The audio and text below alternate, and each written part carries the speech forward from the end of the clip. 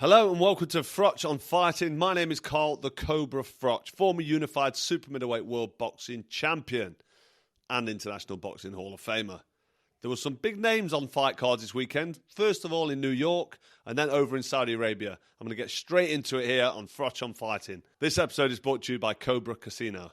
So let's start with last night in Saudi where Canelo Alvarez became super middleweight undisputed again by defeating William Skull for his IBF super middleweight title. How he won that and how he's got in that ring last night and just danced around the ring. I mean, let's get into the fight. It was a boring fight. I won't be rewatching it.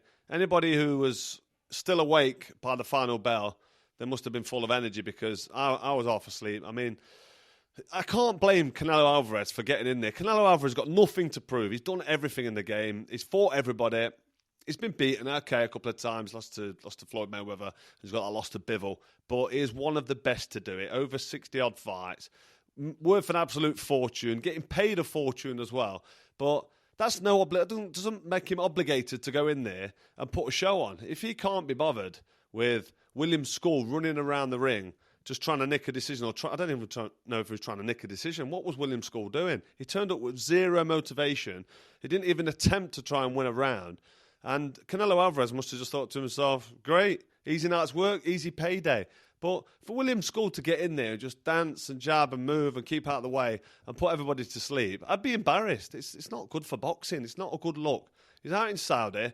They're trying to promote the show. The atmosphere, obviously, is not very good out there. It's still quiet. But if there's a bad fight like that in Britain, the atmosphere is crap as well because nobody's interested in the fight. Nobody's getting engaged. So I just think Canelo's turned up to the fight. William Skull's running away from him, not engaging, keeping out of the way, which Canelo touched on after the fight. Said, I don't like fighters like that just come and move and don't show any ambition or don't try and win.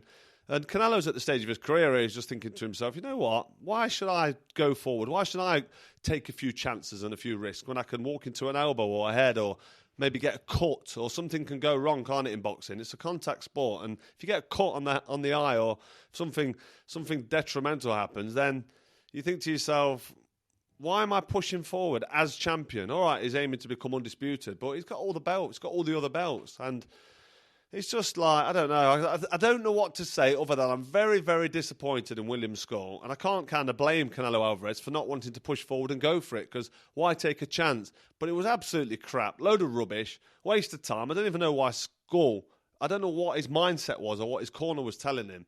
But to get in there and just dance around and move and be happy to hear the 12th round bell, for me, it was just a nonsense. The fight really was a waste of time. If you haven't watched it, don't watch it because there's better things you can be doing, like probably watching the grass grow or watching some paint dry maybe. But that fight was a total waste of time. Fair play to Canelo, getting paid an absolute fortune.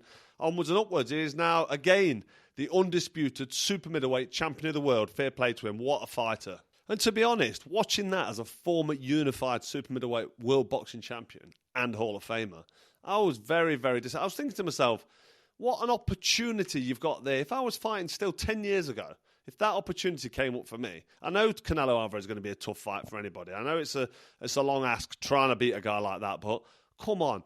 As a former champ, I like to think if I'm in there with Canelo for whatever amount of money, there's going to come a point where I'm saying, right, I'm going for it now. Probably around 3 or 4, I'm going to stick it on him and have a go. And to be given an opportunity like that, Skull, defending his IBF title and potentially becoming undisputed super middleweight champion, to go in there and just perform like that, for me, it's not acceptable. And I think in my day and with my mindset and the way I used to fight, I'd have gone for it. Just gone for it and then give the fans, give the boxing fans and do myself and my trainer proud.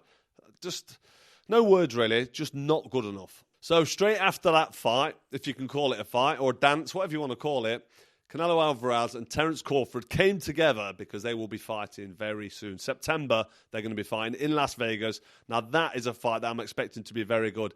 I think it's going to be tough for Crawford. He's not big enough, I don't think. He's just not got that size. Don't get me wrong, he'll stack some pounds on and he'll grow. He's obviously bigger than his fight weight, but Canelo Alvarez has been up at light heavyweight. I know he's been up at, light heavyweight. He beat Kovalev. And then he's dropped back down now to super middle because he's probably not big enough for light heavyweight. Lost to Bivol. And he's probably realised, actually, that's probably a step too far. But Terence Crawford, what is he, £147, one of the best to do it in the business. But to come up, we know what it's like when people come up from welterweight and try and succeed a couple of weight divisions above their weight. It's tough, it's difficult, but I don't know. Crawford's one of the best. He's just a phenomenal fighter. Pound for pound, top 3. Some people got him as their pound for pound best in the world.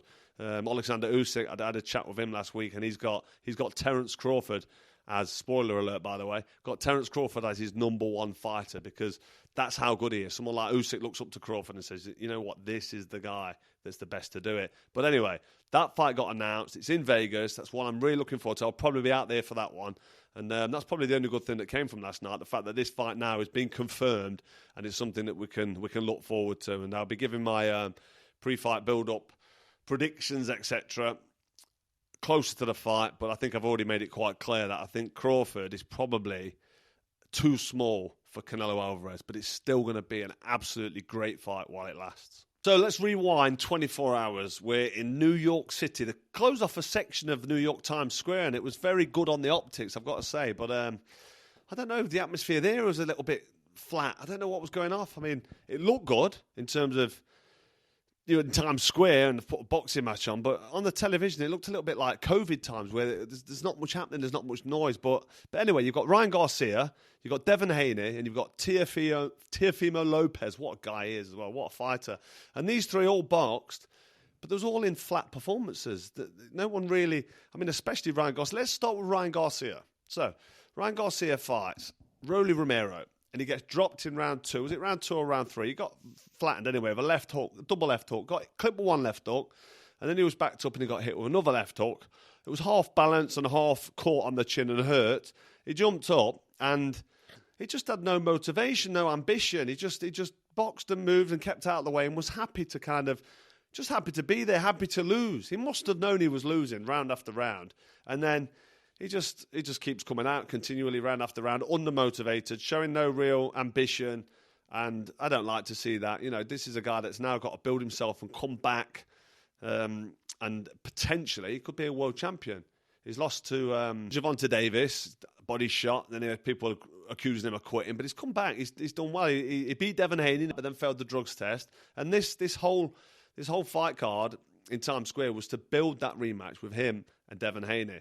And that's not building or selling anything, is it, a performance like that? He's just gone in there and gone on pure survival mode. I don't understand what his mindset is when he's in the ring round after round. It's like he's not interested, like he's not bothered. I know he's gone through some mental issues and he's been sort of, you know, he was being very vocal about some conspiratorial theories when he failed that drugs test. But he's back on it, and you expect him to be back, looking good, having a go. But to float around the ring for 12 rounds after getting dropped, I don't think he'd have been scared of getting hit.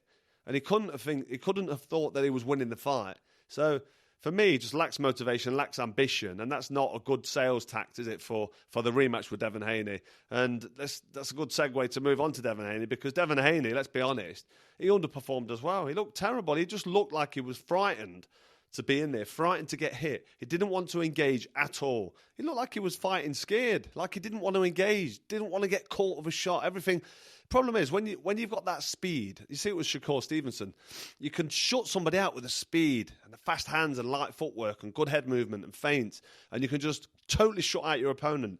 But as a professional fighter, there's a point where you're obligated to put on a bit of a performance and just let some shots go and engage a little bit and give the television broadcast and the fans a reason to be there or a reason to come back and watch your fight. And Devin Haney, for me, there just showed a total lack of ambition, similar to Ryan Garcia, but worse in the sense that we know Devin Haney can put fast shots together, and he just didn't. He just didn't engage. He was jabbing, moving, staying on his back foot, keeping out the way, and for 12 rounds, that's what we had to endure, and it was another poor, awful, I'm being really polite here, performance from Devin Haney. And, you know, the Ryan Garcia lost, then Devin Haney stinking the gaff out. That doesn't exactly sell it, does it, for us? So on to Teofimo Lopez, what a top guy he is. Maybe I'm biased because he likes the Cobra and he gave me a little bit of love, didn't he, in London at the Ring magazine. But we've seen him beat Lomachenko, we've seen him beat Josh Taylor, and these are top fighters that he's beaten, and he looks good doing it. And now his fight didn't set the world alight, but at least he had a go, and he looked good. He beat Barbosa, And I just think that, he's in against a decent name there. And he put a bit of a performance on, put a bit of a show on, had a bit of a showboat. So at least he kind of saved the build, didn't he, Teofimo Lopez, because at least it wasn't a snooze fest like the other two. But yeah, onwards and upwards for Lopez. So one of the main reasons this fight happened, or these two fights happened with Garcia and Haney, is because obviously they're building the fight. They've got them both on the same card out in New York. We get to get a look at them, see their great performances, watch them perform amazingly, and then they go on and fight in their rematch. And it didn't happen, did it? They both fought terrible. Haney was running and hiding and not wanting to engage. And Ryan Garcia just looked like he wanted to go home. He's just no interest at all. And I know he still loves the sport. There was some leaked footage after of him in a taxi on the way home, or in the car on the way home. And I don't know how that got leaked, but he was crying. So it obviously hit him emotionally, and he realised what he'd done. Put on a bad performance, lost. And it's a shame. But the fight with Devin Haney, I think, still a big fight, and it still probably will happen, and it should happen. It's a fight we want to see. Don't forget that first one was an absolute barnstorm. The Ryan Garcia dropped Haney, gave him his first defeat, battered him, really, didn't he? Ragdolled him around the ring, flattened him, and it was a bad loss for Haney, that. But Garcia then failed a drugs test, and then we had all that controversy around what happened and the conspiracy stuff. He thought it was set up, Ryan Garcia, but we now have the potential rematch. But with them two lacklustre performances, it's not really sold the fight brilliantly, has it? We're not that excited, but we still do. Well, I certainly still do want to see Ryan Garcia against Devin Haney, and I think we still will see it. And that's something to look forward to later on in the year, for sure.